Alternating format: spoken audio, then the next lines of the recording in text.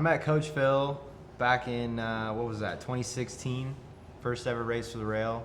I was a wee little tyke, about 17 years of age, not quite legal. Early in my one-wheeling career, very early. Had probably reverts and sex changes. I think that's all I could do on my one wheel. And I missed race for the rail. So at the end of the race, I started hitting some obstacles.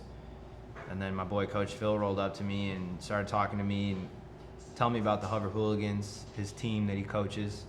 And, started giving me his credentials, what he's done, who he's coached, all these big names, and it was enticing. And we had a really good talk. And he told me that if I join his team, he can make me the best one-wheeler in the world. So that was the first day I met Coach. How long ago is that now? That's like 4 or 5 years now. Yeah, me and Coach go back, man. My favorite story about Coach, story, myth, whatever you want to call it, I choose to believe it. Coach was on set for Sharknado 4, which was never released.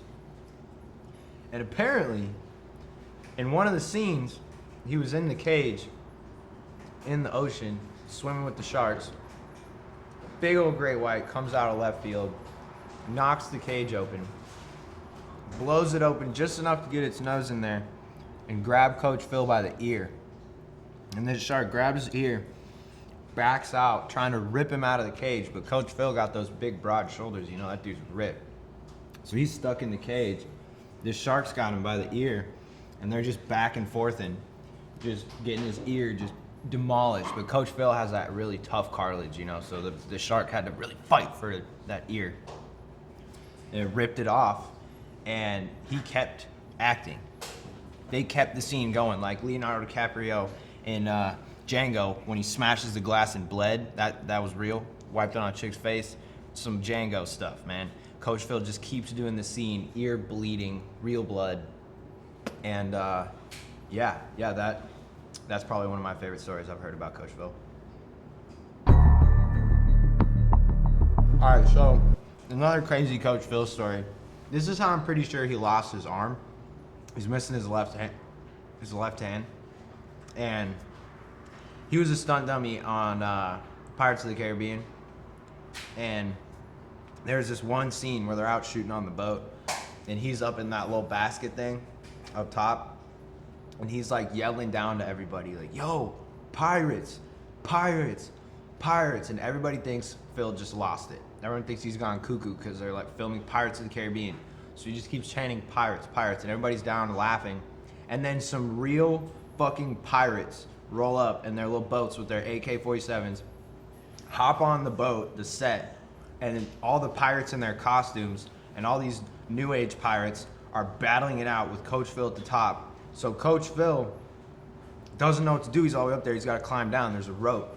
Coach Phil runs, jumps, grabs the rope, burns his hand all the way down, boom, stomps it, starts just beating the heck out of fools.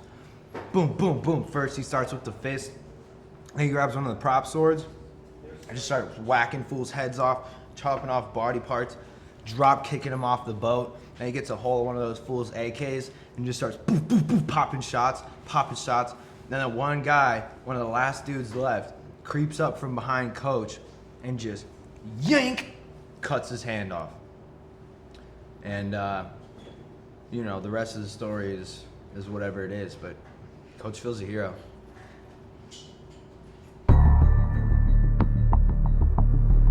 Coach may not have legs, but he once had legs, and he once was the best one-wheeler in the world.